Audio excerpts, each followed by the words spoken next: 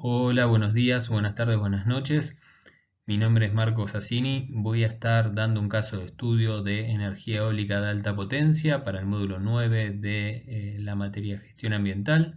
En este caso vamos a estar tratando todo el camino de este tipo de proyectos que hoy por hoy son los económicamente más atractivos de los proyectos de energías renovables en lo que es utility scale en alta potencia.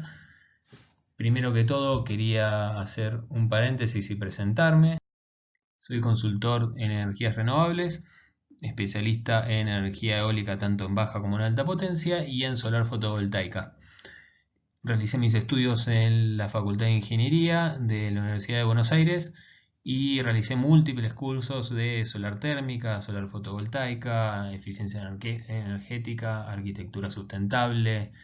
eh, Puse dos relevantes que me parecieron muy interesantes en la presentación. Uno es el programa ejecutivo que dicta el SEMA, porque estaban, la verdad, los principales actores del sector dando sus módulos y me pareció un gran programa. Y la optimización de parques eólicos del DEWI, que nos mostraba una ventana al futuro de los problemas que estaban teniendo en lugares donde hoy por hoy ya es una tecnología madura el tema de energía eólica. Inicié mis trabajos profesionales en la Asociación Argentina de Energía Eólica junto a mi mentor y mentor de varios, el doctor Erico Espinadel, donde nos transmitió gran parte de su pasión en renovables y en este caso fue un trabajo en el cual hacíamos desarrollo de proyectos y partes institucionales, pero desarrollo de proyectos en etapas de prefactibilidad y en la parte institucional era comunicación y aprender un poco de qué se trataba todo esto de las energías renovables a nivel mundial y cómo estábamos en el país en ese entonces.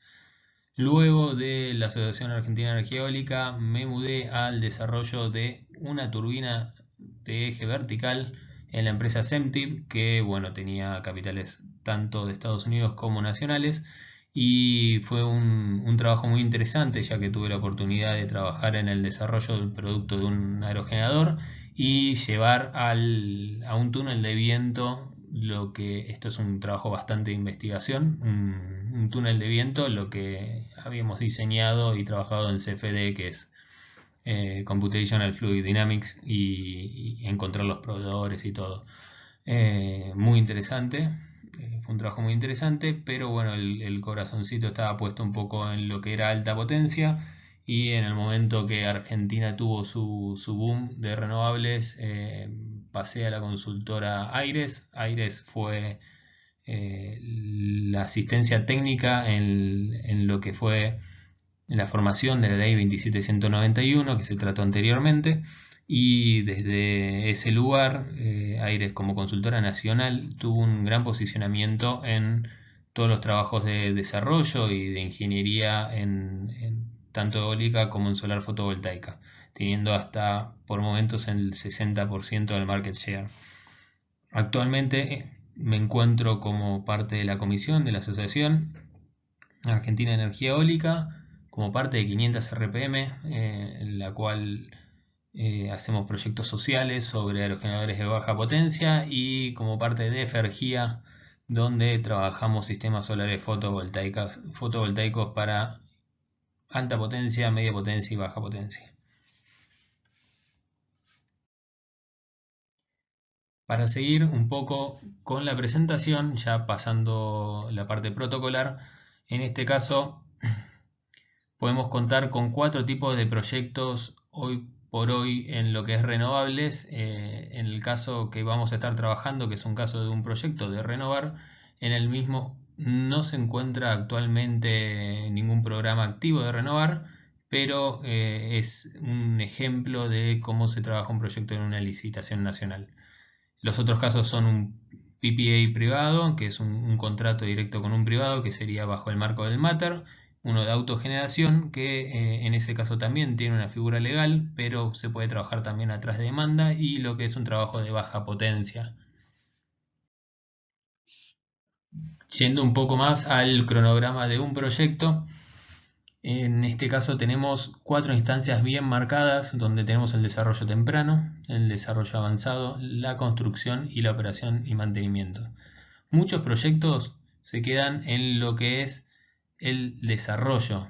¿Por qué? Porque necesitan un contrato de compra y venta de energía para poder finalmente entrar en la construcción.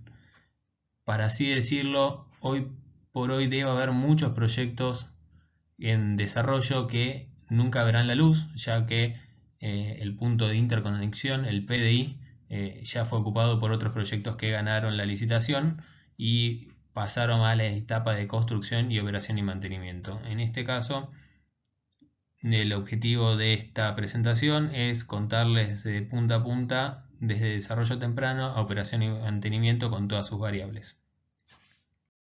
Avanzando en las etapas de un proyecto, yendo a la parte de preadjudicación, al desarrollo temprano, tenemos 3 etapas de prospección de áreas, identificación de sitio y negociación de contrato de tierras. En la prospección de áreas podemos hacer distintos tipos de evaluaciones, en los cuales para comenzar se hace una evaluación de mapas de recursos, que estos mapas, hay mapas pagos, hay mapas gratuitos, en los cuales podemos hacer una primera evaluación macro.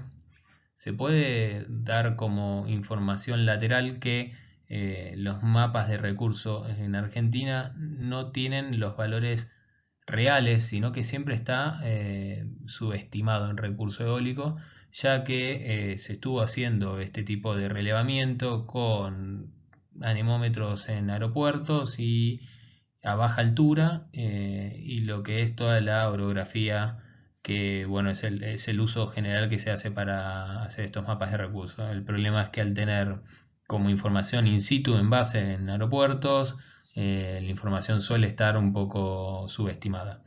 Después se hace una evaluación de líneas eléctricas, ver en dónde lugares hay capacidad eléctrica para conectarse, los factores ambientales, considerando lagunas, aves migratorias, zonas socialmente que tienen un impacto social, y otros factores estratégicos, por ejemplo, distancia de puertos, lugares de más o menos competencia y otros.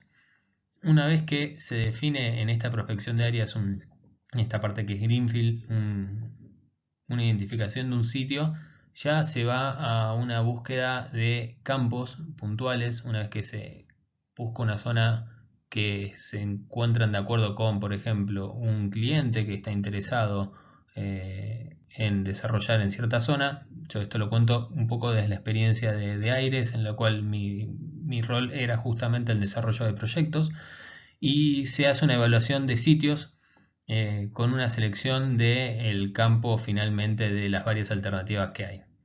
Después se realiza una negociación de contrato de tierras, una definición del tipo de contrato, que lo vamos a estar viendo más adelante, definición de valores, responsabilidades y obligaciones, y las particularidades del dueño del campo versus el cliente.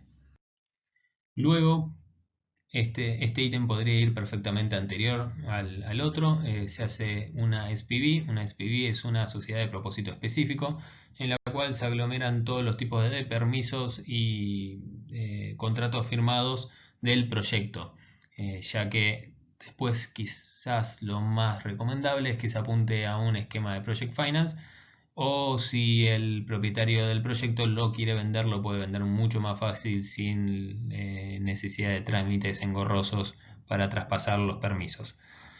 Luego se hace una campaña de medición de recursos. Esto es obligatorio en los proyectos de alta escala. Se plantea en la licitación, pero además es una mitigación de riesgos. Entonces es muy importante que los proyectos lo hagan, a pesar de que quizás una licitación no lo esté pidiendo. En los casos de Renovar 1 y Renovar 2 se pidió, en Renovar 3 no se pidió, ya que eran proyectos de media tensión y era un costo muy grande, ya que un MedMast es un equipo de alrededor de unos $100.000, y bueno, es un costo hundido importante. Entonces se hace un diseño de la campaña de medición. Este diseño de la campaña de medición se hace según normas IEC. ¿Sí? Lo mismo el diseño del MEDMAS, que bueno, es la torre de medición, fabricación y montaje, y medición y gestión de datos. Esto como mínimo se debe tener un año por la estacionalidad del recurso eólico, para poder contar con datos fidedignos. A la par de todo esto, mientras se está haciendo la campaña de medición y de recurso, se hacen los estudios y permisos. Estos estudios y permisos se hacen estudios eléctricos de etapa 1, acceso a la capacidad de transporte, que vienen emparejados a los estudios eléctricos de etapa 1. Esto es el OK de los estudios eléctricos de etapa 1 es el acceso a la capacidad de transporte, la inscripción como agente del MEM, el estudio de impacto ambiental, habilitación de impacto ambiental, permiso de desmonte y los permisos de ANAC, que es el Instituto Nacional de Aviación.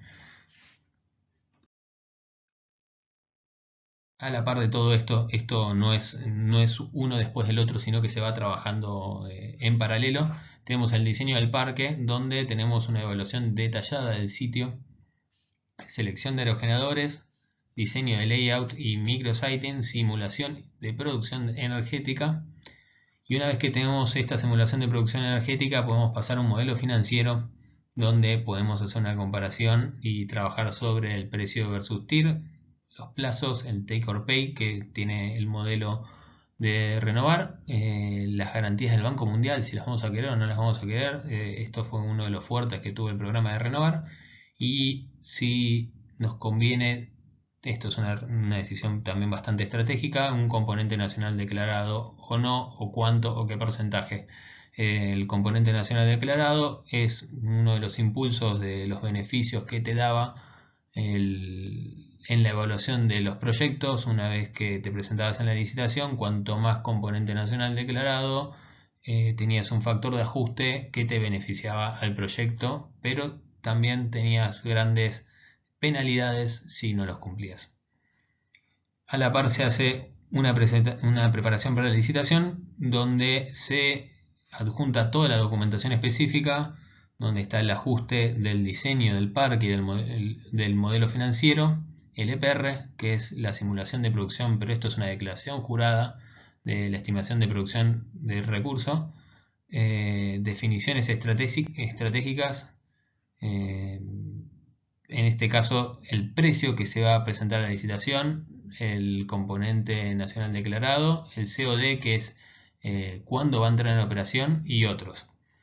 Y después, bueno, se tiene que presentar las garantías de mantenimiento de oferta y cuál es tu socio estratégico, que estos eran requisitos de la licitación en sí. Una vez que nos adjudicaron, bueno, tenemos proyecto eólico. Ahí, en el momento en que nos adjudicaron, empieza a tomar otro color. Si fuimos ganadores de la licitación, vamos a apuntar a hacer la firma del PPA, donde es un contrato estándar, y ahí está la creación de las condiciones de adjudicación, la presentación de documentación que puede llegar a estar requerida entre una instancia y otra, y las garantías. Después pasamos a una etapa de RFQ, donde tenemos definición del tipo de EPCista, quién nos va a construir el parque. Una primera etapa que es, para así decirlo, non-binding, de sondeo, de ir afinando puntos, y una cotización después con binding, donde se adjudica quién te lo va a estar construyendo y qué tipo de RFQ vas a querer, con sus garantías también propias. Y los permisos definitivos, que una vez sobre el final del proyecto vamos a estar realizando los estudios eléctricos de etapa 2 y los estudios eléctricos de etapa 3, los acuerdos de conexión, servidumbres de electroducto y otros.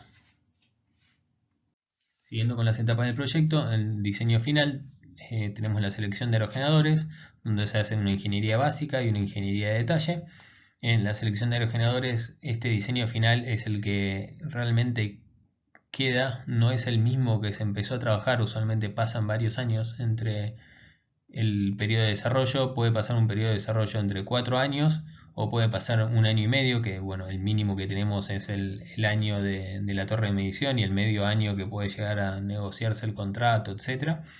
Entonces, los aerogeneradores que quizás se plantearon en la primera etapa no son los que están hoy disponibles comercialmente o el que más le convenga al proyecto. Entonces se hace un cambio de tecnología y se pasa a un diseño final. Después se hace un cierre financiero dependiendo del esquema de Project Finance o Corporate Finance, puede ser una asociación con un partner o una situación de full equity. Y después se pasa a lo que es construcción, una vez que esté el cierre financiero, y tenemos un acondicionamiento de suelos, obra civil y obra electromecánica, perdón, el montaje de los aerogeneradores y la inspección y supervisión de obras. Cuando se pasa esta etapa, se va a la puesta en marcha, donde se hacen los estudios eléctricos de etapa 2 y etapa 3 que se comentaron, por eso hay algunas cosas que acá se entrelazan. Se hacen inspecciones, pruebas y una energización del parque eólico, y luego se pasa a la etapa de operación y mantenimiento. Operación y comercialización de energía, el mantenimiento, el monitoreo, la evaluación de performance y aplicación de garantías. Transversal a todo el proyecto, ¿qué tenemos? Tenemos la venta del proyecto. El proyecto se puede vender en distintas etapas, solamente con un contrato de tierras, una etapa de greenfield, o se puede vender en un ready to bid, con un concepto de ready to bid que es antes una licitación, o un ready to build, o se puede vender adjudicado sin firmar el PPA, ya que no se posee la ampliación de garantías para firmar el contrato de energía. Y en todo esto entra una perspectiva de bancos y la bancabilidad, es decir, cuanto mejor esté tu proyecto, menos riesgo va a tener, o sea, cuanto mayor nivel de profesionalización y de componentes a la torre de medición, por ejemplo, o de profundidad al estudio de impacto ambiental, menor riesgo va a tener tu proyecto, y como menor riesgo va a tener tu proyecto, una tasa más atractiva va a tener. ¿Y cómo lo vemos esto? Mediante un due diligence técnico de un tercero, en el cual se analiza el data room del proyecto. Y por otro lado tenemos siempre la perspectiva del comprador de energía, que es en este caso el off-taker es Gamesa. Bueno, entrando en un poquito más en profundidad en lo que es la prospección de áreas, en los mapas de recurso eólico, acá podemos ver lo que es un mapa mesoescalar. Los software mesoescalares, lo que se puede hacer es entrar y cliquear en alguna zona, y en esa nos va a dar el recurso eólico en esos lugares. Por ejemplo, si yo estaría tratando de buscar esta zona, en ese lugar nos estaría dando el recurso eólico medio a cierta altura. Es un valor que no es el definitivo, ya que también importa la frecuencia de los vientos y a qué altura está trabajando y dónde estamos trabajando, y el nivel de turbulencia. El nivel de turbulencia es muy importante, pero es una buena primera aproximación para empezar a definir los lugares a trabajar. En esta filmina podemos ver lo que sería el software de 3Tier de Vaisala, donde se analizó un punto y vemos que tenemos 7.7 metros por segundo, con una incertidumbre de más o menos 1.1 metro por segundo, o sea, una altura de 80 metros y una rosa de viento predominante del noroeste, ¿no? En este caso podemos ver que este 7.7, la realidad es que en esa zona está súper subestimado. Podemos ver en los casos reales con las torres de medición que estos proyectos y estas zonas tienen un recurso eólico mucho mayor y mucho más interesante. Son sorpresas bien recibidas, pero complicaciones a la hora del desarrollo. Con el tiempo y con toda esta información de estas torres de medición, de a poco se irá mejorando lo que es la prospección de áreas y entender dónde tenemos nuestro recurso eólico. Otro ítem a tener en cuenta a la hora de analizar el emplazamiento del parque eólico es ver en qué lugar nos vamos a estar conectando para inyectar la energía. En este caso estamos viendo el mismo caso que estamos antes. Acá vamos a ver en Punta Alta. Hay variables a tener en cuenta, es a qué tensión nos vamos a estar conectando. ¿Tenemos capacidad en esa línea para conectarnos? ¿Hay proyectos vecinos? ¿Es una zona con alta competencia? ¿Hay capacidad de evacuación? Bueno, en ese caso hay muchas diferencias entre un proyecto de 500 kV, que para que sea redituable la estación transformadora de 33 a 500 necesitamos un proyecto de aproximadamente 200-250 megas. Para 132 estamos hablando de proyectos de arriba de 30-40 megas para que el número de la amortización de 33 a 132 de la estación elevadora, y en 33 los números pasan a ir un poco más por el movimiento de grúas, que no tanto por la estación transformadora, ya que no existiría, sino que es una estación de maniobras. En las líneas eléctricas lo que se hace es un estudio eléctrico, de etapa 1, es un estudio estático para ver qué capacidad tiene la línea donde me voy a estar conectando, evaluando distintas situaciones, eh, topes, por ejemplo, valle en invierno y tope en verano, y en esos casos se puede analizar hasta qué energía, qué potencia puedo llegar a inyectar máxima en el lugar. Pero a la vez, Gamesa nos proporciona un anexo que se llama el anexo 3.2 o el 3.1. El 3.1 es las capacidades que hay actualmente a disposición por Gamesa, y las 3.2 también están a disposición, pero se necesitan unas ampliaciones que ya están planificadas, es decir, Gamesa da por hecho que esas ampliaciones se van a estar dando. Esto era todo en el esquema de los proyectos de Renovar. Hoy por hoy quizás el esquema es distinto, pero está bueno mencionarlo que se tiene esta información disponible de cuánta potencia se podría inyectar en cada lugar y sus distintas restricciones en distintos niveles. Ahora, pasando a otro tipo de evaluación, están los factores ambientales, en los cuales tenemos que tener en claro que hay distintos tipos de aves migratorias y tratar de evitar los lugares donde estamos en el camino de las aves migratorias, o entender si somos un riesgo para ellas.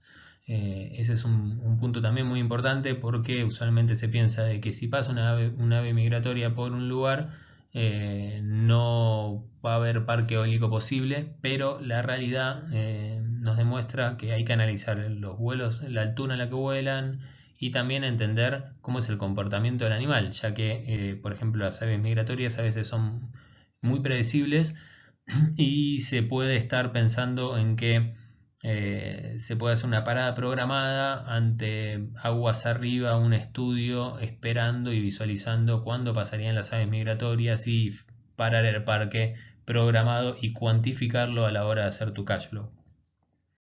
Bueno, ahora pasamos a factores estratégicos. En factores estratégicos tenemos desde entender la licitación, qué capacidad da en cada zona, ¿no? Por ejemplo, en Bahía Blanca, en Renovar 2, se separó lo que es Buenos Aires de Comahue, entonces se le dio una mayor capacidad. Pero ¿qué pasa? Había muchos proyectos alrededor de Bahía Blanca. Bahía Blanca estratégicamente era muy fuerte. Tiene el puerto, no hay una movilización grande de las palas, que bueno, es un costo de CAPEX bastante importante. Eh, Tiene un recurso eólico muy bueno en una zona llana, muy poco compleja para la construcción, y la verdad que en recurso eólico es muy bueno. Estamos hablando de entre 9 y 10 metros por segundo a 100 metros.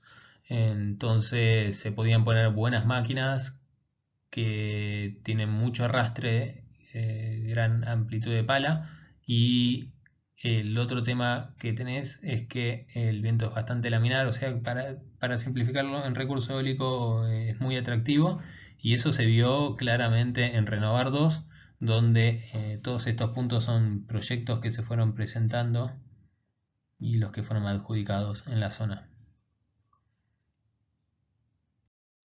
Y dentro de las definiciones estratégicas también tenemos parte en la búsqueda de campos. Siempre se trata de buscar lugares donde se puedan conseguir campos con papeles en regla, que suena la verdad una locura, pero es bastante real de encontrarte, sobre todo en proyectos fotovoltaicos, no tanto en proyectos eólicos en provincia de Buenos Aires, sino en proyectos quizás eólicos en la Patagonia, encontrar que los campos tengan todos sus papeles en orden.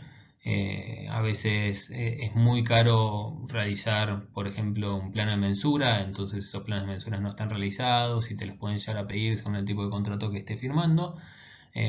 Para la búsqueda de campos y para poder identificar el campo en el cual, por ejemplo, en este caso estamos viendo una línea de 132, se plantea que no querés estar más lejos de, por ejemplo, 5 kilómetros de la línea. ¿Por qué no querés estar más lejos de 5 kilómetros? Porque tenés que hacer un tendido de interconexión, y la línea de alta tensión para ir a conectarte es uno de los puntos fuertes en el cash flow.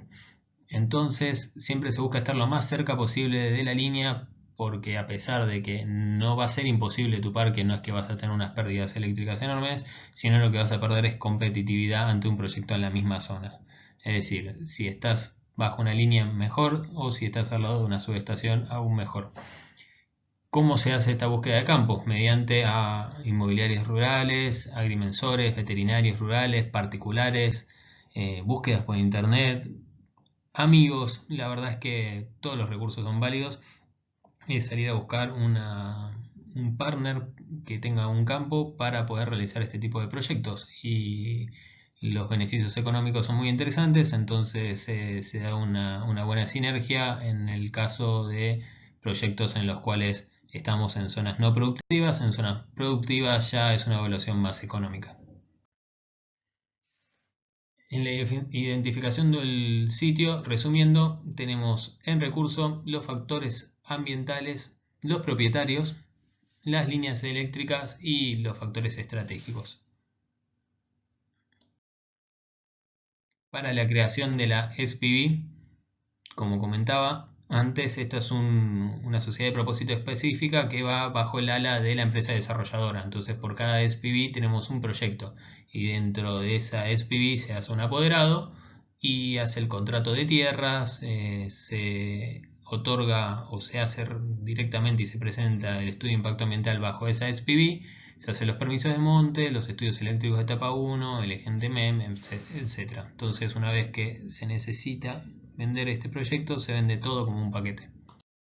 Bueno, en la negociación del contrato de tierras se parte desde esta visualización de cómo se va a estar realizando el proyecto, como para dar un primer indicio de que el puntapié de todo es la firma del usufructo. Acá podríamos poner perfectamente firma del contrato de tierras. Después aclaro por qué nombramos usufructo. Antes de eso se inicia unas conversaciones con el propietario, se ve la intención, si hay un horizonte a firmar este contrato, se visita el campo. Y cuando se visita el campo, bueno, no hay muchas cosas que no se puedan ver realmente desde internet, pero bueno, después te das una idea más clara de rugosidades, de grandes obstáculos, de pendientes en las subidas, que eso nos ha pasado en proyectos quizás de montaña, en proyectos que se desarrollan a futuro, y que tienen que hacerse caminos ya que la pendiente es muy elevada, o tiene una curva muy pronunciada. Y bueno, son temas a tener en cuenta, y estar analizando y fotografiando con geolocalización una vez que se hace la primera visita al campo. Es parte de uno de los informes que se realiza para este tipo de proyectos. Bueno, después está la instalación del máster de medición, el recurso, y les marcamos siempre mucho esta parte, que hasta que no esté el PPA, hasta que no esté el contrato de compra-venta de energía, no hay proyecto. Y toda esta etapa, en la primera etapa del proyecto, en la de desarrollo, somos socios en la espera de que salga este contrato de compra-venta de energía. Y usualmente estos proyectos se trabajan de la manera en que se firma un contrato en el cual se paga un monto al principio al dueño del campo, nada por este periodo de tiempo, es decir, o alguna negociación particular que quizás el campo es demasiado atractivo y te pide un pago escalonado para mostrar que seguís trabajando en el mismo y que no estás pisando el campo, y se hace. O sea, estos son partes de las negociaciones. eh, y después se empieza a pagar una vez que se empieza la operación y mantenimiento, la forma más onerosa. La parte de construcción usualmente se paga la mitad de lo que se está pagando en la operación y mantenimiento. Personalmente yo trato de llevar siempre la negociación a que se pague la misma operación y mantenimiento que la construcción, ya que es el momento más invasivo para el dueño del campo, en el cual entran a construir con máquinas, con grúas, etc. Los tipos de contratos que tenemos en el contrato de tierras, los permitidos por la licitación eran varios. El tema que tenés con la diferencia entre la licitación y el banco multilateral, donde te vas a dar vuelta a pedir los fondos para realizar tu proyecto, son muy distintos. Mi recomendación es que se trabaje con un contrato de usufructo o con un derecho real de superficie, que este derecho real de superficie es una nueva figura legal en las nuevas modificaciones que hubo en el 2015, creo, pero no tiene suficiente jurisprudencia. Entonces está aún mejor visto el contrato de usufructo, aunque la verdad es que le pega mejor por el tipo de contrato el derecho real de superficie. O puedes tener un contrato de locación o un arrendamiento común, pero cada uno de los contratos más bajos, para así decirlo, tienen mayor riesgo, ya que el día de mañana el dueño del campo se puede arrepentir. El contrato de usufructo lo que hace es que te da el uso y el fruto de la tierra. Es un contrato muy pesado, muy duro. La realidad es que es bastante leonino en ese caso, pero se aclara que el único objetivo de este contrato es la realización de un parque eólico. Entonces se ponen todas las limitaciones y esto pasa a estar en el registro de la propiedad del inmueble como una escritura y tiene una seguridad jurídica bastante elevada. Eh, Previo a todo esto, también se puede firmar una opción irrevocable de usufructo o de escritura de compra y venta, como para comprarlo después al campo, o de contrato de locación, es decir, obligándolo bajo una penalidad grande o otro tipo de ocurrencia. Y esto usualmente la opción irrevocable se utiliza o con desarrolladores que buscan minimizar sus costos o por apuro, porque bueno, el contrato de usufructo es una escritura y lleva su tiempo y la opción irrevocable es un contrato bastante fuerte también porque si dejas como usufructo después como el irrevocable, bueno, queda ahí en un limbo bastante parecido. Previo a eso, en las primeras conversaciones se trata de firmar un MOU, donde es una versión reducida con las condiciones fundamentales del contrato, y en esta lo que se hace es aclarar los términos económicos en la forma más macro posible y después, bueno, se van ajustando los otros términos. Por ejemplo, ¿me vas a poner un guardaganado o no? ¿Vas a entrar por este lugar y no por el otro? Bueno, me sigue sirviendo, está bien, pongámoslo, ese tipo de negociaciones, pero en el MOU ya más o menos cerraste los términos económicos. Seguimos pasando. Acá es lo que estaba aclarando. En las etapas del proyecto tenemos el MOU, que bueno, que son las condiciones básicas, los bullets de las cláusulas y son aproximadamente unas 7 páginas. El contrato de usufructo es de amplio alcance, se tienen cláusulas pesadas, es un contrato usualmente he llegado a firmar contratos hace 60 años con los campos, pero se estipula usualmente unos 5 años de desarrollo, entre 5 y 8 y unos 30 años de operación. Los proyectos de renovar eran de 20, pero se estila que son 5 años más de vida útil directa del aerogenerador y después hacer un análisis de situación y ver hasta cuándo se puede seguir trabajando. Lo que está pasando en mercados desarrollados donde se está haciendo desmonte es que después de esta situación es que se cambia la tecnología de los aerogeneradores, se sacan posiciones porque se ponen aerogeneradores más grandes y por ende uno más separado del otro y se sigue operando. En este caso tenemos una evaluación en un ranking, como en un caso de estudio, en el cual en la zona de Comahue se analizaron distintas zonas, distintas regiones, líneas en las cuales se puede llegar a trabajar y se las fue rankeando. En ese caso, esto bueno, por ejemplo, fue en la zona de Comahue, en la cual se puede ver la capacidad total para renovar 2, que es lo que quedó post renovar 2. En uno podemos ver que tenemos capacidad entre 67 megas y 100 megas, en otro tenemos una línea de 500, una conexión de 500,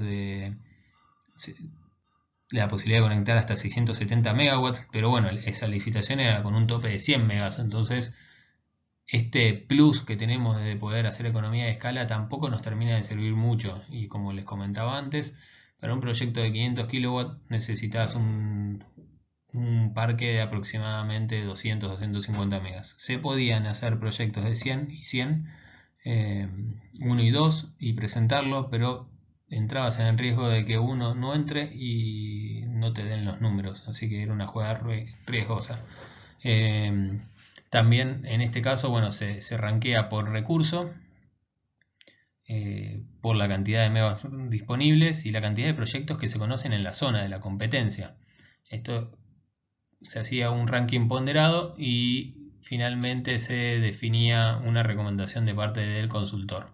En ese caso podía llegar a estar modificado eh, por el cliente teniendo otras perspectivas o quizás una visión a largo plazo, que en una primera instancia, por ejemplo, nosotros acá marcamos como algo muy interesante, sin ningún tipo de proyectos que conozcamos en Renovar 2, ni megas adjudicados en la zona y un muy buen recurso. Dijimos, bueno, para esta línea es muy interesante, lo pusimos como primero. Como segundo, como un proyecto a largo plazo en una línea de 500. Y quizá para el desarrollador es al revés y termina optando por un proyecto de línea de... Bueno, esta filmina es un poco larga. La campaña de medición de recursos, primero se hace un diseño de la campaña de medición, un cronograma del proyecto.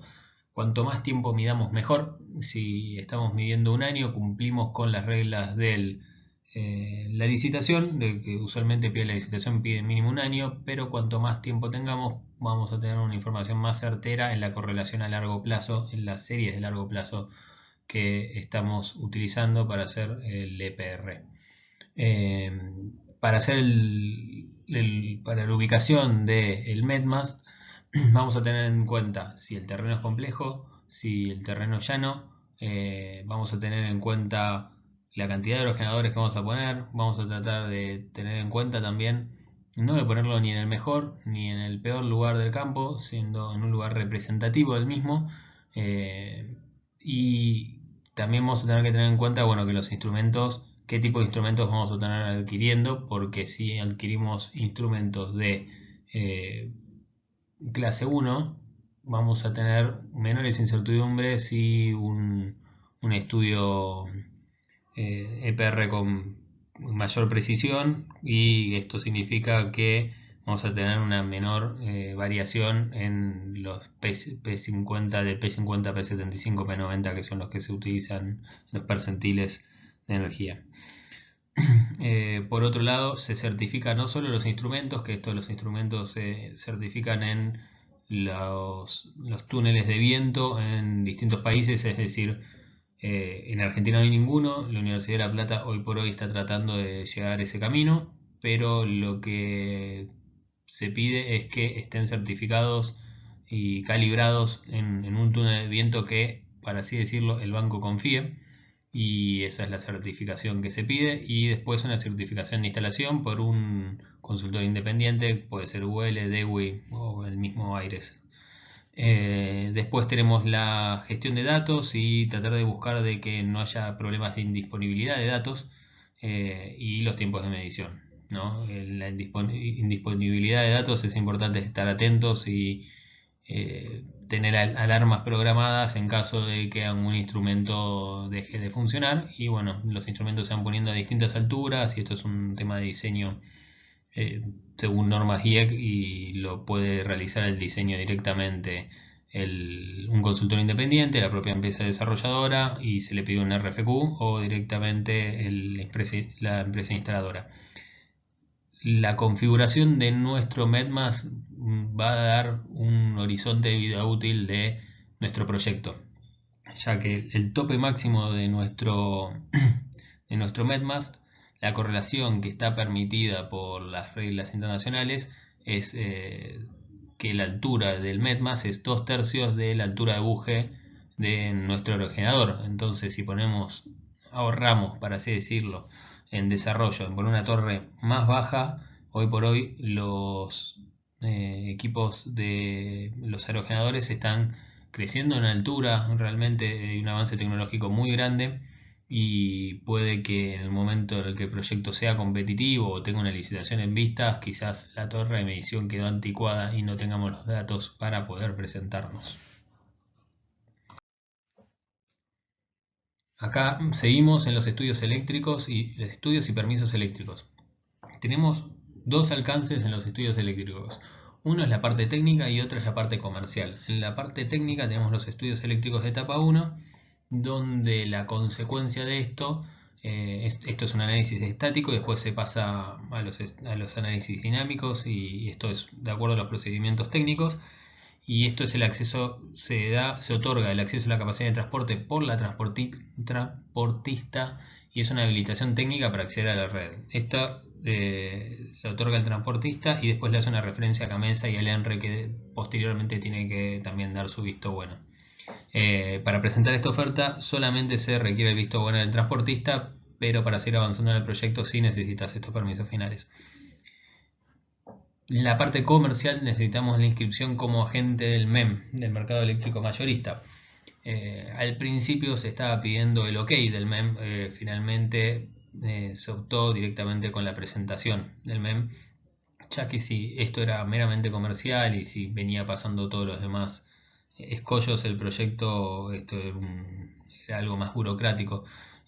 Pero una vez que el proyecto está adjudicado, se necesita la habilitación comercial para operar en el MEM, otorgada por CAMESA y la Secretaría de Energía. Para presentar oferta solo se requiere presentarla, es decir, un sello de recibido. Esto es al alcance de lo que puede renovar. En los estudios ambientales, ¿qué hay que tener en cuenta? Hay que tener en cuenta el desmonte, el impacto sonoro, el impacto visual, sombras, construcción, etc. Entonces se realiza el estudio de impacto ambiental, que es un análisis de los impactos ambientales del proyecto, las medidas de mitigación, contempla construcción, operación y desmantelamiento. Desmantelamiento es un punto muy importante que siempre se hace ruido, por ejemplo, en los dueños del campo, y es algo que se plantea desde el minuto cero. Y esto tiene que ser presentado por un consultor matriculado en cada provincia, ya que la autoridad de aplicación es provincial.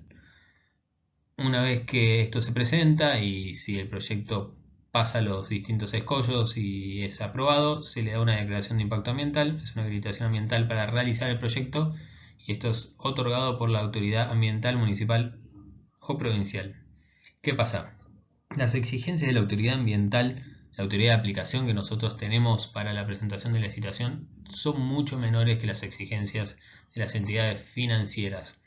Las entidades financieras están llegando a un nivel de profesionalismo, ya que es una industria madura en el mundo y nosotros en este momento estamos en una curva de aprendizaje. Por suerte, en el último tiempo vino mucha gente capacitada al país y se trabajó con gente muy capacitada del país también, y se hacen estudios de aves migratorias y impacto social en distintos tipos de comunidades, que son los dos ejes más fuertes en los que hacen foco las entidades financieras. En lo que es en social y en comunidades, hay que hacerlo transversal a todo el proyecto, no como lo pide la autoridad de aplicación, pero bueno, más adelante iré ampliando esto. También se necesita un permiso de desmonte, regido por el ordenamiento territorial de bosques nativos. Esto también es ley provinciales. Esto es muy llamativo, ya que las leyes provinciales cambian provincia a provincia y, por ejemplo, de un lado del campo, de un lado de la ruta y del otro, tenemos una zona roja y una zona totalmente habilitada para desmonte. Usualmente lo que es la ley de bosques nativos, en muchos casos lo que se piden son mitigaciones, ocupar un cierto porcentaje del terreno y mitigar en otro lugar, o se le puede llegar a encontrar la vuelta. No es una situación que mata el proyecto. Continuando con los estudios ambientales, los estudios y permisos en la parte ambiental, tenemos el marco normativo ambiental, los requisitos del pliego de bases y condiciones de renovar y las normas de desempeño y los impactos ambientales y sociales de distintas tecnologías. Vamos por el marco normativo ambiental. Primero, pararnos en el artículo 41 de la Constitución Nacional. Todos los habitantes gozan del derecho a un ambiente sano, equilibrado, apto para el desarrollo humano y para las actividades productivas, satisfagan las necesidades presentes sin comprometer las de generaciones futuras y tienen el deber de preservarlo. Un proyecto de energías renovables a priori debería cumplir con todos estos requisitos, pero tienen puntos en los cuales hay que estar analizando el impacto en la región. El siguiente es el artículo 124 y seguimos por la ley 25671, que ya las deben haber estado evaluando en distintos casos de la materia, donde en este caso los instrumentos de la política y la gestión ambiental serán los siguientes: el ordenamiento ambiental del territorio, la evaluación de impacto ambiental, el sistema de control sobre el desarrollo de las actividades antrópicas, la educación ambiental, el sistema de diagnóstico e información ambiental, el régimen económico de promoción del desarrollo sustentable. Pasamos al procedimiento de ley. Tenemos la categorización, un estudio ambiental específico. Seguimos con una audiencia pública y luego de esto, una vez que no hubo problemas, se pasa a una declaración de impacto ambiental. El marco regulatorio nacional, en ambiente tenemos bueno, en este caso está un poco anticuado. El Ministerio de Energía y Minería hoy no existe más, está todo bajo el de Economía. Bueno, el mercado eléctrico sería Secretaría de Energía, que elabora e implementa el marco regulatorio del sector eléctrico. El ENRE, que es el ente regulador que supervisa el funcionamiento del mercado, y CAMESA, que es el operador independiente del sistema de la red nacional, administra las transacciones del mercado mayorista. ¿Cuáles son los requisitos ambientales del MEM? La solicitud de habilitación como agente en MEM, cumplimiento de requisitos jurisdiccionales, provinciales y municipios, análisis del estudio de impacto ambiental, declaración de equipos e instalaciones libres de PCBs. En el ENRE también se hace un dictamen técnico favorable de CAMESA, se pide el análisis en la solicitud de acceso a la ampliación de la capacidad de transporte, el análisis de estudio de impacto ambiental para la ampliación y conexión al sistema de transporte. Todo con el proceso de audiencia pública. Esto sigue con la solicitud de habilitación y comercialización y despacho, esto por parte de CAMESA, y las pruebas técnicas de operación y de la central realizadas por el agente MEM y la operadora de despacho. Un tema muy importante que no estuve nombrando acá, el proyecto tiene que tener su estudio de impacto ambiental, y el caso de estudio, por ejemplo, el Parque Eólico La FIBA, tiene que tener su estudio de impacto ambiental, y también la línea de transmisión entre el campo del proyecto y el PDI, que es el punto de interconexión. Se han rechazado proyectos ya que la línea no estaba aprobada o directamente no estaba hecha y se omitió este estudio. Proyectos han quedado afuera por esto. ¿Cuál es el procedimiento para la evaluación del impacto ambiental? Bueno, es un procedimiento técnico administrativo de carácter preventivo que permite tomar una decisión con información fidedigna de la viabilidad ambiental de este proyecto, y de esto se desprende un documento técnico que contiene la identificación y valoración de los potenciales impactos ambientales y su gestión ambiental. Esto es a cargo del proyecto, esto lo realiza directamente la SPV, lo presenta a la autoridad de aplicación. El IA es un instrumento de planificación, es clave en la toma de decisiones, es clave para evitar en el diseño distintos problemas que se pueden llegar a encontrar. Contiene una evaluación de las consecuencias ambientales en cada actividad antes de que se concrete y cuáles serían sus medidas de mitigación, y ofrece elementos para la participación ciudadana, una mayor protección de la salud humana, un uso sostenible de los recursos naturales, la reducción de costos y atrasos, y minimizar riesgos asociados a desastres ambientales. En este caso, por ejemplo, se puede nombrar en el caso de un proyecto solar que se encuentre, por ejemplo, en la localidad de San Juan, en zonas cercanas, tener en cuenta, por ejemplo, los riesgos sísmicos, que bueno, lo que va a hacer es aumentar el CAPEX a la hora de la construcción, ya que para que esté aprobado medioambientalmente tiene que cumplir con ciertos requerimientos de construcción. ¿Qué información debe contener el estudio de impacto ambiental? Lo que sería el informe técnico, una descripción detallada del proyecto, identificación de las consecuencias del ambiente, las acciones de mitigación de impactos negativos. En los impactos ambiental-social se asocia al cambio de una determinada característica ambiental en un periodo específico y en un área definida, como resultado de una acción particular, que en este caso es el parque eólico, comparado con la situación que habría resultado si esa acción no hubiese existido. Es decir, acá se estudia que todas nuestras acciones tienen un impacto y poder definirlas y determinarlas. La acción es el elemento básico de un proyecto con potencial a afectar a cualquier componente del ambiente. Las acciones corresponden a las etapas de construcción, operación y mantenimiento y abandono. Los componentes o factores ambientales, físicos, socioculturales y socioeconómicos, y los factores bióticos de flora y fauna. Tenemos aire, agua, suelo, clima, paisaje.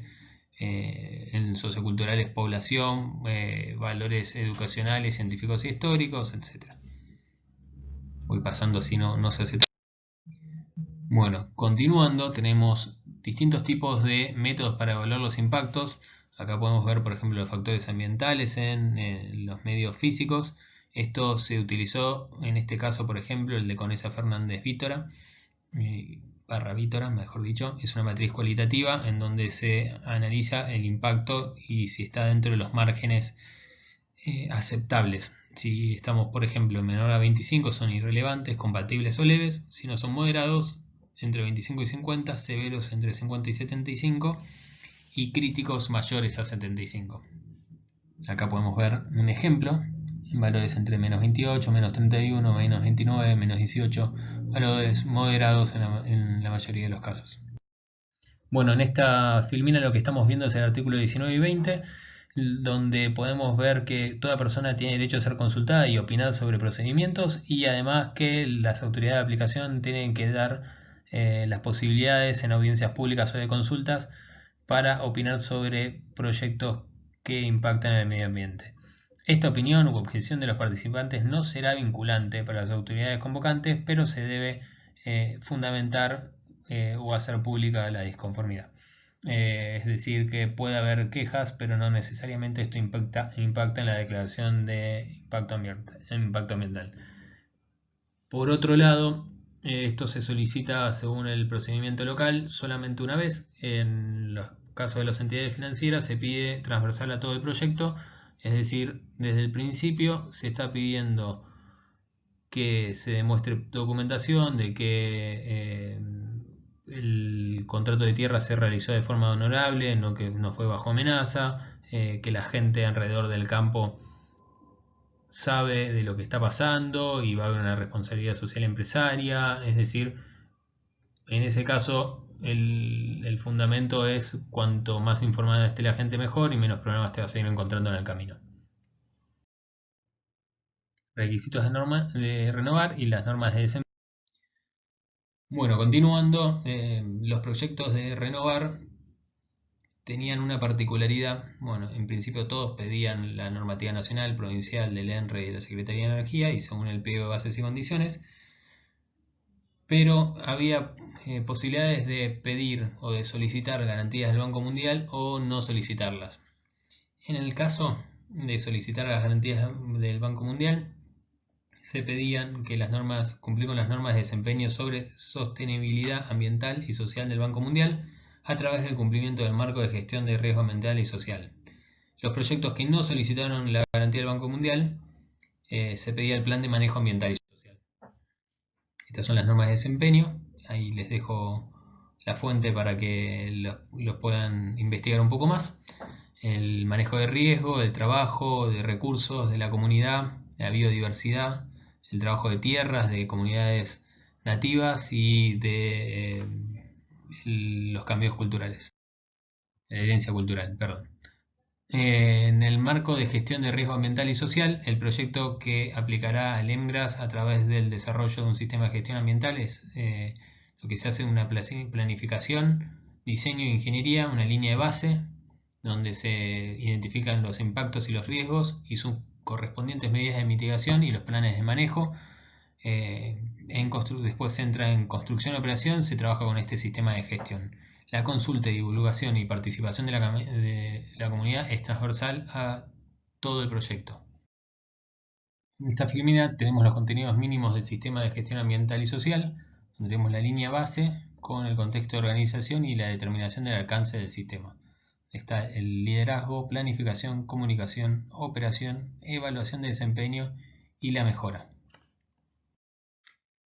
¿Cómo continuamos con el marco de planificación? La identificación de los pueblos indígenas, los pueblos autóctonos, buscar a las comunidades que tienen una autoidentificación como miembros de un grupo indígena distintivo o un apego colectivo a hábitats geográficamente demarcados, a instituciones culturales, económicas, sociales o políticas distintas, una lengua o dialectos propios, o pueden aplicar a grupos que estén en proceso de reidentificación.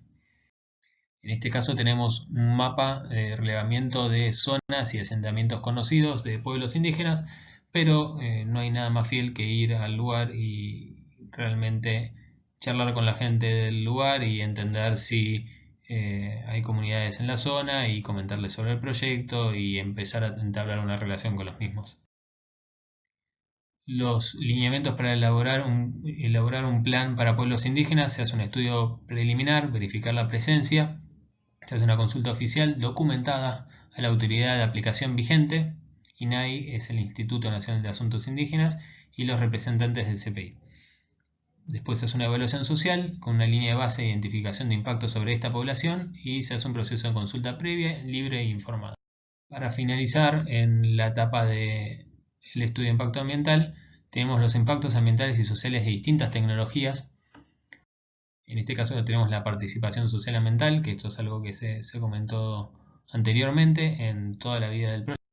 Bueno, acá ya vamos a los principales impactos en construcción y operación y mantenimiento de la tecnología eólica. Varios fueron ya tratados anteriormente. Ahí tenemos una foto del Parque Eólico Garayalde, que es en nuestro país. Tenemos ocupación de terreno, pérdida de suelo, afectación de paisaje. Esta afectación de paisaje en nuestro país hoy por hoy no es un problema. En otros países ya no miran con tan buenos ojos los parques eólicos, pero también hay que entender que fue una tecnología que fue creciendo en otros lugares y hoy por hoy el impacto visual no es tan grande, ya que los aerogeneradores están más espaciados, a pesar de que son equipos más grandes. Después, bueno, el plan de residuos que hay que tener en cuenta por la generación de residuos y su contaminación al suelo y recursos hídricos. En ruido, es una obra civil importante, así que tiene emparejados ruidos en el momento de construcción. La afectación a la salud y seguridad del trabajador en el trabajo en altura. Para que tengan una idea, un orden de magnitud, las góndolas están entre 87 metros y 130 metros en los últimos equipos que se instalaron en el país, y las palas están entre 55 y 75 metros, es decir, en promedio más alto que el obelisco. Y bueno, después tenemos afectación de recursos culturales, afectación de comunidades indígenas como positiva generación de oportunidades de empleo local. En este caso lo que se observó fue capacitación de mano de obra en maquinaria o para la obra civil y que después fue relocalizada para trabajos en otros proyectos, así que se fue generando mano de obra calificada. Afectación de áreas utilizadas por la comunidad y afectación a comunidad por potenciar congestión en rutas y caminos, ya que las palas y los fragmentos de la torre son muy largos. Se tiene que tener en cuenta momentos de poca congestión en caminos o en rutas, ya que generan atrasos muy grandes y no sería lo ideal estar yendo un 15 de enero a la costa en medio de una pala, ¿no? Eso sería algo bastante caótico. Y en operación de mantenimiento, en ruido, que esto es uno de los mitos también que hay más grandes sobre la energía eólica, que los equipos de los aerogeneradores tienen un ruido imposible de convivir. La verdad es que estando a 300, 400 metros hay informes de decibeles y esto está bastante estudiado y se presenta en los estudios de impacto ambiental. Es como el ruido de una heladera. Y si la casa está ya de por sí no se puede estar ni a 500 metros de una casa en el diseño de un parque, ya podemos contemplar que esto ya está evitado. Pero bueno, si estuvieses un poquito más cerca y cubierto por árboles, no lo escucharías para nada. Pero bueno, es uno de los mitos que se generó porque fue una industria que creció mucho en el último tiempo y en un principio, hace muchísimos años, 30 o 40 años, los aerogeneradores trabajaban en otra frecuencia y han tenido ruidos que eran de baja frecuencia y han tenido un gran impacto en poblaciones cercanas, eh, por lo molesto que eran y por no encontrar obstáculos, pero eran problemas de una industria que se estaba desarrollando, no una industria madura como hoy en día. Tiene una afectación a la biodiversidad que se cuantifica y se puede mitigar o evitar, afectación a la salud y seguridad del trabajador en la altura, como comentamos, y no genera emisiones de gases de efecto invernadero directamente en su generación de energía. Lo que sí tiene es una huella de carbono en la construcción de sus equipos, lo cual es equiparada muy rápidamente en los primeros años de operación. En la jerarquía de mitigación tenemos la prevención, donde evaluamos alternativas tecnológicas para evitar impactos y, por ejemplo, seleccionar otro sitio.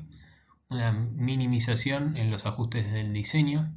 Una mitigación, que son medidas operativas, y como última opción, una compensación. Eso a veces se da en desmontes, en los cuales se compensa haciendo una forestación en otro sector. Principales impactos, como habíamos hablado, el ruido, tenemos el de construcción y el operacional, el mecánico y aerodinámico. ¿Cómo se evalúa el impacto acústico? Tenemos una norma, la norma IRAM 4062. Las medidas de mitigación que tenemos son normas de diseño de ingeniería y emplazamiento de los aerogeneradores. Medidas adicionales recomendadas para el manejo del ruido, la construcción de muros o barreras acústicas en torno a edificios potencialmente afectados, y la limitación de funcionamiento de los aeros a partir de determinada velocidad de viento, que en este caso esa limitación no es muy amigable con los desarrolladores de proyectos y tratan de evitarla. Prefieren la construcción de muros, ya que frenar los aerogeneradores impacta en el cash flow del proyecto. Otro de los principales impactos analizados en el estudio de impacto ambiental es el shadow flicker, que se produce cuando el sol pasa detrás de una turbina y proyecta una sombra. Al girar las palas, las sombras se proyectan por el mismo punto, provocando un efecto de parpadeo de sombras. Ante presencia de receptores en las comunidades, se utilizan programas, en los mismos programas usualmente que hacen los CPRs, para elaborar prototipos de shadow flicker, en lo cual se ve cuántas horas y cuántos tiempos termina afectando y se ponen las características, se ponen los inputs de cuáles son las tolerancias y te hace un diagrama de dónde deberían estar los aerogeneradores o por dónde no deberían haber viviendas, básicamente una zona sombreada. Se recomienda, considerando la peor hipótesis, que los efectos no superen las 30 horas anuales de shadow flicker en un hogar o los 30 minutos al día en el peor de las jornadas de shadow flicker. Ahí dejo un video para que después miren de lo que se trata del shadow flicker. Medidas de mitigación: emplazar adecuadamente los aeros para evitarlo. Esto, con este sistema podemos ir viendo en las zonas donde no debería haber hogares, entonces es ir moviendo los aerogeneradores. Y si no, programar los aeros para cese de actividad cuando se exceden los límites establecidos.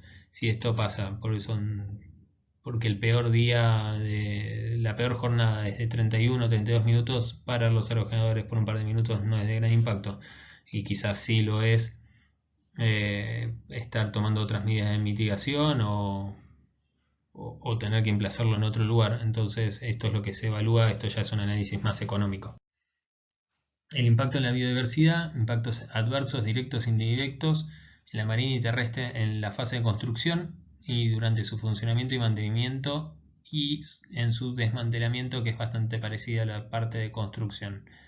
Podemos tener muertes de aves y murciélagos por colisión. Estos se hacen los estudios de aves en zonas de riesgo, y también se tiene en operación evaluaciones y se hacen estudios en esos momentos con freezers en el lugar por si hay animales siniestros, y evaluar con qué frecuencia está sucediendo, y transformación o degradación del hábitat, la contaminación acústica, y también los impactos pueden derivarse de las líneas de transmisión, que también, como les decía antes, necesitan su propio estudio de impacto ambiental.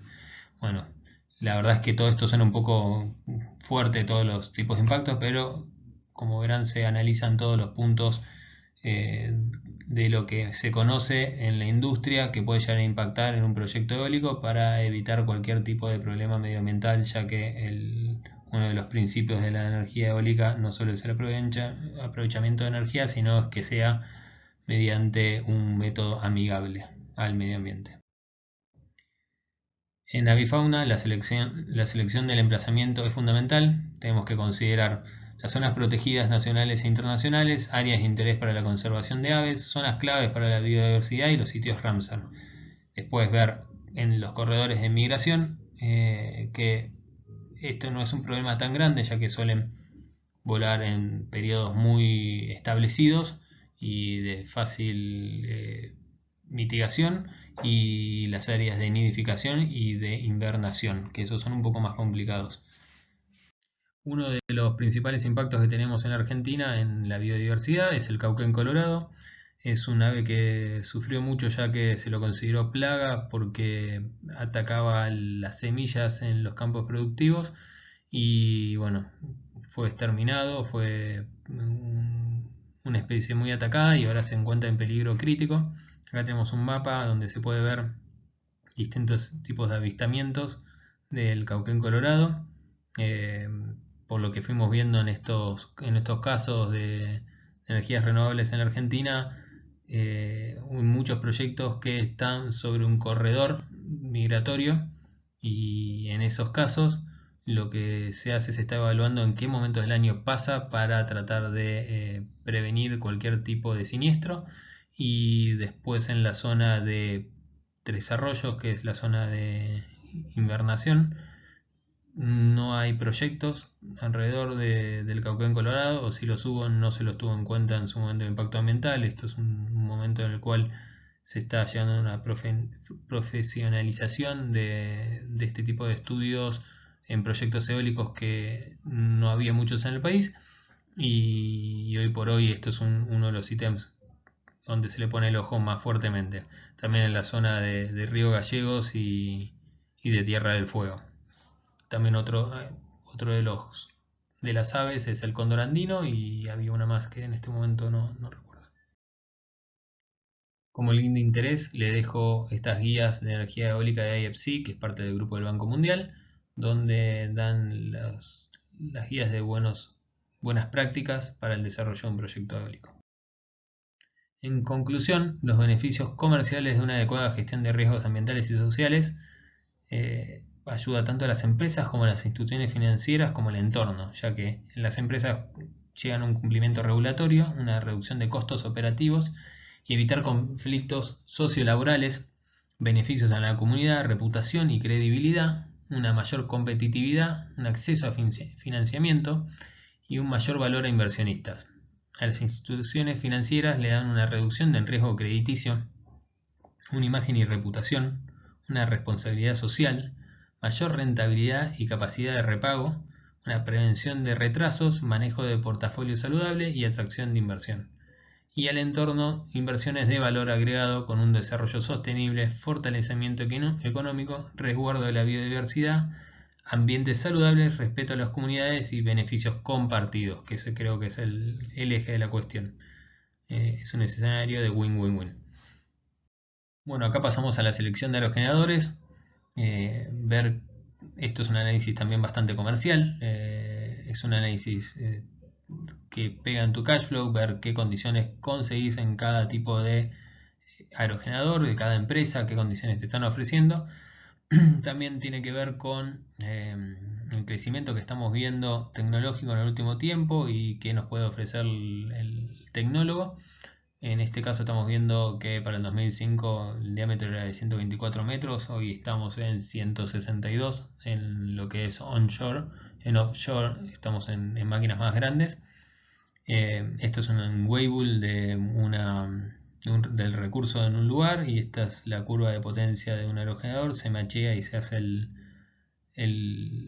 estudio de producción energética, y se suele elegir los aerogeneradores en base al lugar donde se va a emplazar. Si estamos en la Patagonia, como el viento es más laminar, se trata de poner torres no tan altas, no son necesarias ir a tanta altura, y además está generando un mayor trabajo en las cargas mecánicas, y en ese caso no es recomendable. Entonces se van a equipos más chicos, y como el viento es mayor y que estamos en factor de capacidad de un 60%, no hace falta unas palas tan grandes para cierta cantidad de energía. Ahí se hace una evaluación de costos y de operación y mantenimiento. En la evaluación detallada del sitio hacemos un micrositing y una simulación con rosa de viento. En este caso, por ejemplo, tenemos una rosa de energía, una ubicación norte o sur-suroeste, los vientos predominantes. Entonces el layout del proyecto, cada aerogenerador está a una distancia de 2 a 3 diámetros. Esto es una norma también, norma IEC, que IEC, y que te dice que en la misma fila tiene que estar a 2 o 3 diámetros para evitar efectos de turbulencia, efecto estela. Y después entre una fila y la otra entre unos 8 y unos 10 diámetros. Entonces por eso entre cada fila hay un espacio tan grande, y estos circulitos que se ven alrededor en verdad son los 2 o 3 diámetros de distancia entre uno y otro. teniendo en cuenta de los aerogeneradores actuales, estamos hablando de unos 600 metros, 450, 600 metros, dependiendo del modelo. Y esto, bueno, acá se está viendo según la torre de medición que tenemos, se hace una evaluación del recurso en la zona, cuáles son los lugares más interesantes y se hace una optimización del layout. Pasando al modelado financiero, acá podemos ver algunos parámetros. Tenemos el precio del desarrollo, que en este caso no parece un número muy fuerte, pero bueno, en el momento de desarrollo temprano, donde no tenemos una certidumbre de tener un contrato de compra-venta de energía, es un riesgo considerable. Después tenemos la subestación elevadora, donde siempre se trata de poner la mayor cantidad de aerogeneradores posibles, no solo porque se va a ganar más dinero, sino que esto es un costo bastante fijo una vez que se eleva de 33 a 132. Hay una variabilidad, pero a grandes rasgos este es el número y se trata de, para así decirlo, amortizarlo en más aerogeneradores. Y después tenemos acá un precio de $1.000.000 por mega de aerogeneradores. Este es un número aproximadamente del 2018. Después tenemos transporte, onshore y montaje, instalaciones eléctricas internas, obra civil. Estos son números aproximados de mercado, más o menos baratos. Económicos, perdón. Operación y mantenimiento después en lo que es lo operativo, en el OPEX. El technical management, el usufructo, el pago al dueño del campo y otros gastos varios. Se cargan los parámetros, el tipo de financiación que tiene, cuánto toma de deuda versus equity y la inversión total de un proyecto. Este es un proyecto de 100 megas. Esto es una tarifa promedio de $45 por megawatt hora, que es aproximadamente lo que se estaba trabajando en Renovar 2. Como verán, esta tasa de financiación hoy por hoy es medio irreal. Bueno, acá tenemos un cash flow con los primeros 9 años, tomando el OPEX, el CAPEX hundido en el año inicial y después teniendo en cuenta que los ingresos están emparejados al P50 de generación. Esto, por eso es tan importante la torre de medición y los estudios que se están haciendo en base a la información del aerogenerador. Acá tenemos en cuenta unos factores de incentivo que se dieron en los programas de Renovar para la amortización acelerada de la inversión. Y en este caso era una TIR de un 15,5%. Un proyecto bastante interesante. Bueno, acá dejamos un gráfico de sensibilidad del TIR versus las variables principales, donde se pueden tomar decisiones estratégicas en base a la información suministrada y ver cómo nos impacta ante ahorros, que no es lo más normal del mundo, o algunos gastos imprevistos, por ejemplo en CAPEX, como un estudio de suelo que no se realizó y complejidades, por ejemplo en la obra civil. Para prepararnos para una licitación, tenemos que preparar la documentación específica, tenemos que hacer una adaptación del diseño del parque, adaptación del modelo financiero, que esto no se presenta, sino que se presenta un precio. El modelo financiero suele ser muy confidencial.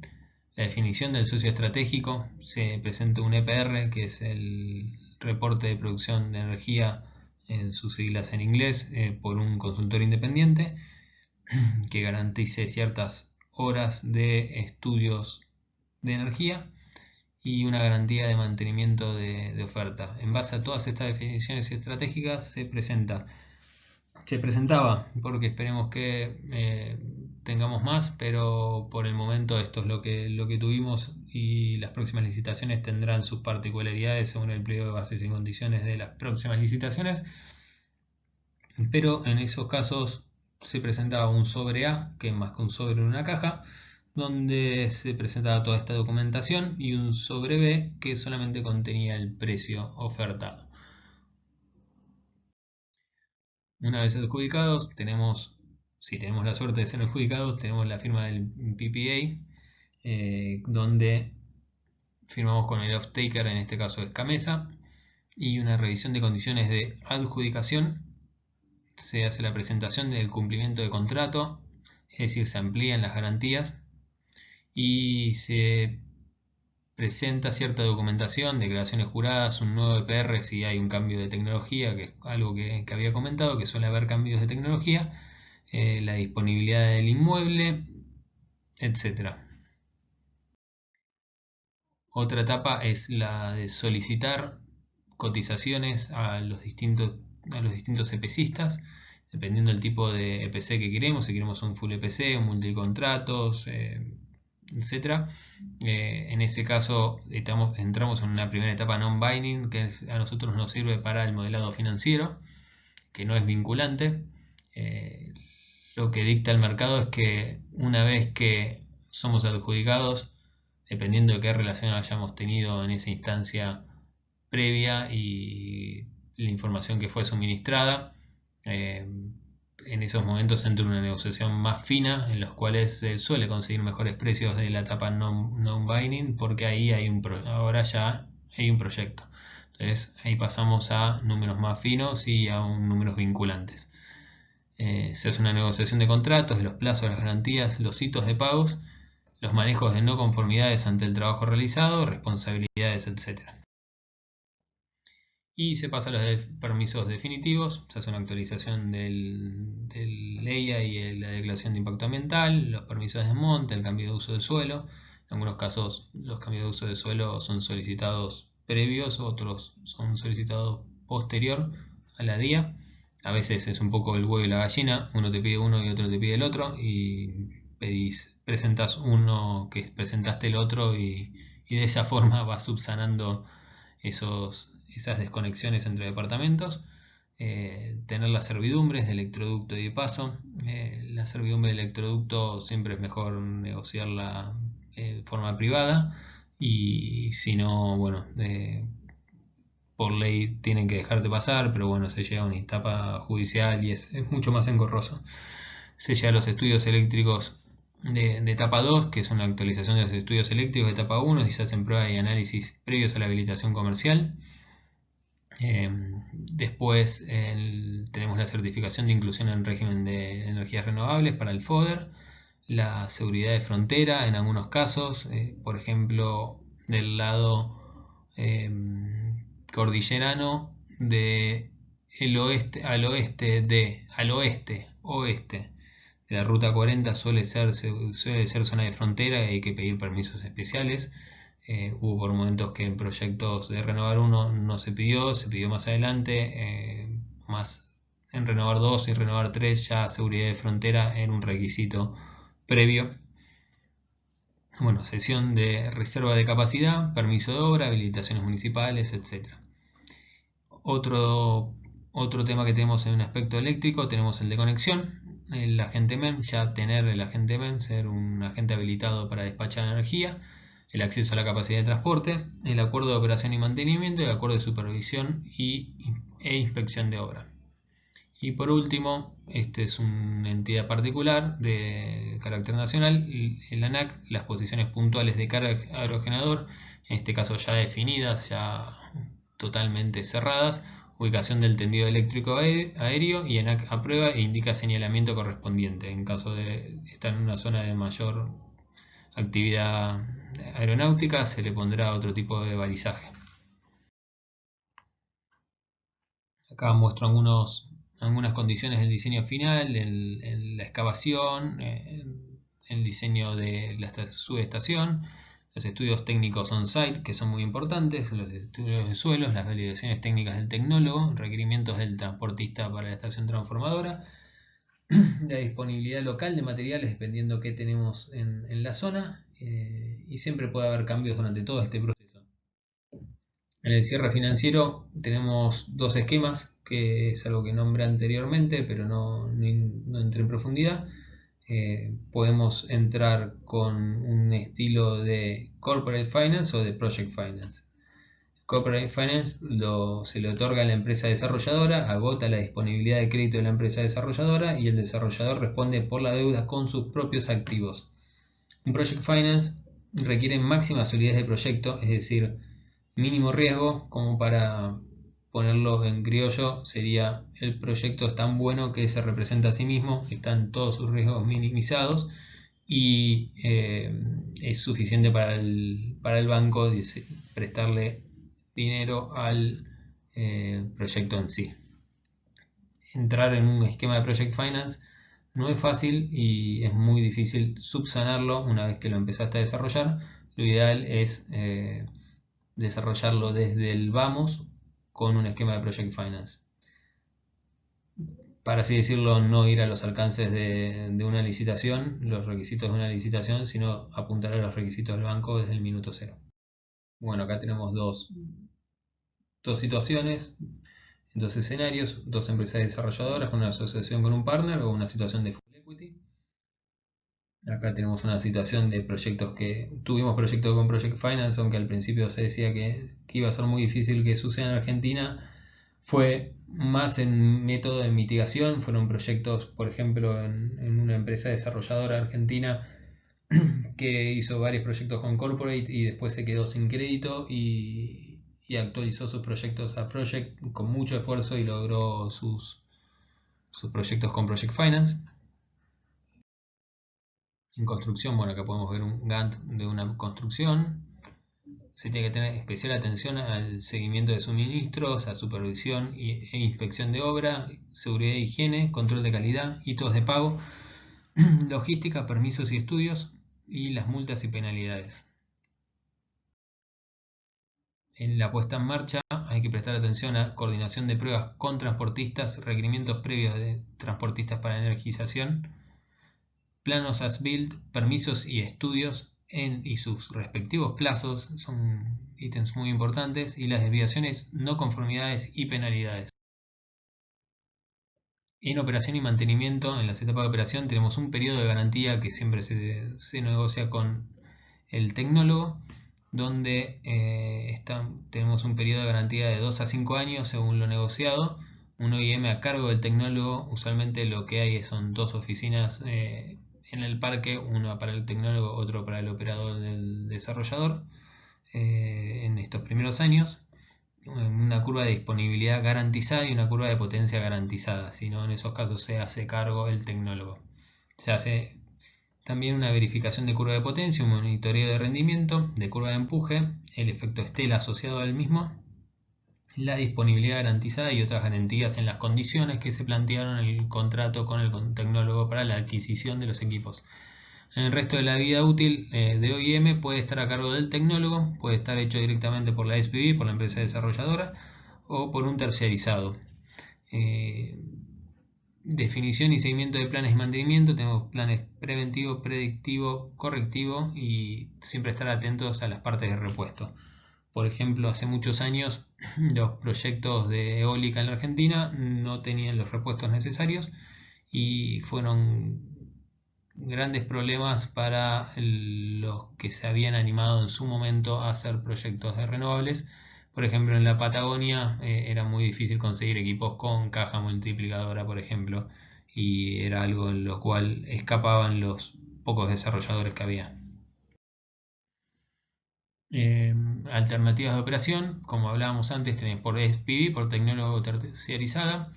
Por SPV requiere estructura adicional, un personal y capacitación. Se asume la mayor responsabilidad ya que lo estás haciendo desde la propia empresa, pero los costos son mínimos, son a un menor costo. El OIM por tecnólogo es la solución más costosa de todas, pero es la que tiene menor responsabilidad. Al fin y al cabo son los que te vendieron los aerogeneradores. Y un OIM terciarizada, tenés que hacer una definición de las responsabilidades, son planes exhaustivos de mantenimiento y definición de interfaz tecnólogo y operador en caso de ejecución de garantías. Es un poco más complicada, pero son empresas que están especializadas en OIM, entonces son una buena opción. Siempre hay que estar atento a la garantía de disponibilidad de los equipos, ya que bueno, un equipo parado lo que significa es menos ingresos y hasta puedes entrar en los planes de castigo por no entregar la energía comprometida a la red. Como se aclaró anteriormente, ¿cuándo se puede vender un proyecto? Siempre. Se puede vender como un proyecto solamente con un contrato de tierras, que es el puntapié inicial en una zona muy interesante, o simplemente para evitar la competencia, puede llegar a pasar, en desarrollos parciales, con ellas presentados pero las días no promulgadas, los desarrollos completos, una compra directa, o una exclusividad de compra condicionada a adjudicación. Esto puede pasar, por ejemplo, si yo no puedo presentar el proyecto porque no tengo las garantías para presentarlo en las condiciones que me pide el pliego básico de condiciones de la licitación. Entonces se llega a un acuerdo de una exclusividad de compra en caso de que el proyecto sea adjudicado y el desarrollador, el que se presentó a la adjudicación, se evita de comprarlo en caso de no ser adjudicado. Después, desarrollos adjudicados, recién adjudicados o ready to build. Cuando son ready to build son con el PPA firmado.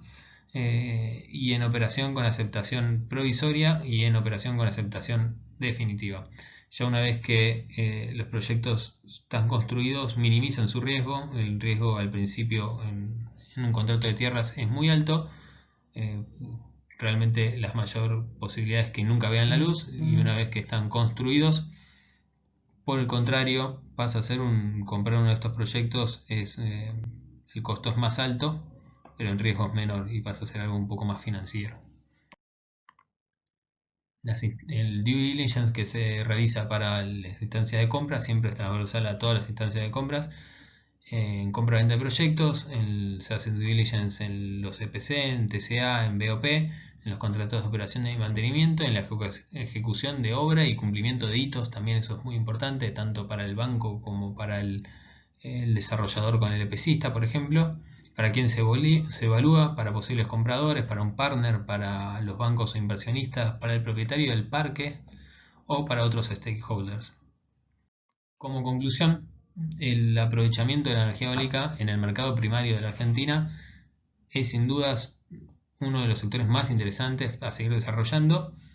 Esto se debe a que contamos con un gran recurso eólico en el país, tanto en la Patagonia como en la costa de provincia de Buenos Aires y otros espacios puntuales en el país. Es compatible con su implementación con otros usos agroganaderos y, como verán en esta presentación, es una tecnología madura y competitiva económicamente.